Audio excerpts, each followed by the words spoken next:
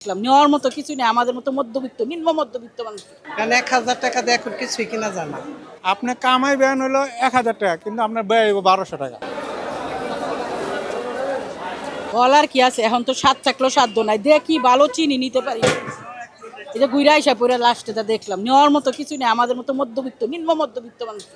খুবই কষ্ট হয়, কিন্তু প্রকাশও করতে পারি না, দাঁত কামড়াইয়া থাকতে হয়। সত্যি কথা, চিনি জানি সব, কিন্তু খেতেও পারি না, নিতেও পারি না, একবারই শেষ। আর এর মধ্যে আর কথা থাকে না। আপনার কামাই ব্যয় হলো ১,০০০ টাকা, কিন্তু আপনার ব্যয় হইব ১২০০ টাকা। আপনার ১২০০ টাকা ব্যয় করতে গেলে আপনার যেটা চাহিদা, যেটা আপনার প্রাপ্য, এটা আপনি পাইতেছেন না। যেমন আপনি একটা ভালো জিনিস খাইতে চাইতেছেন, এটা খাইতে পারতেছেন না। আপনার রুচিতে চাইতেছেন, কিন্তু আপনি এটা পান না। কিন্তু এই জন্যে আমাদের দ্রব্যমূল্যের দামটা অতি শীঘ্রই কমানো দরকার।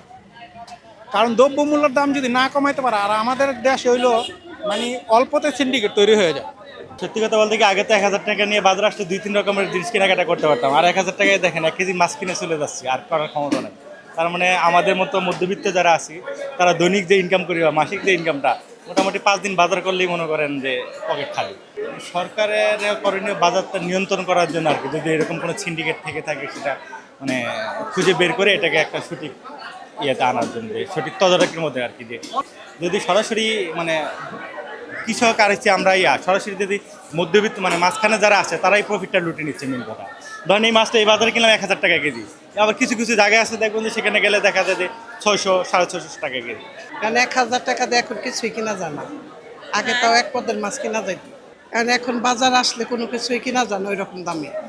আগে যেটা কিনা যাইতো এখন আরও কিনা যায় না। আগে যা ছিলাম তার চেয়ে খারাপ আছে। যে আসে সেই তো এসব দেখে না, আমাদের ভুক্তভোগীরা তারা দেখে না। গরিব মানুষ হাহাকার মধ্যবিত্তে অবশ্যই যেতেছে, মাছ কিনতে পারতাছি না, এই জায়গায় এই দাম, ওই জায়গায় সেই দাম, কি করব? বলার কার কাছে বলবো?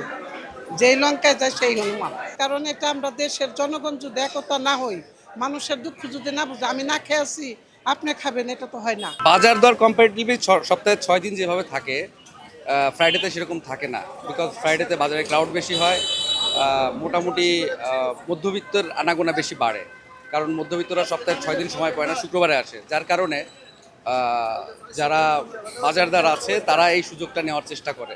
১,০০০ টাকায় ১ ব্যাগ হইতো না, ১,০০০ টাকায় 2 ব্যাগ নিয়ে দেওয়া লাগতো, ইভেন আরও কিছু টাকা বাস। সব কিছুর দামই বেশি, আবার মাছের দাম বেশি, মুরগির দাম বেশি, মানে কোনো কিছু কিনেই স্বস্তি না।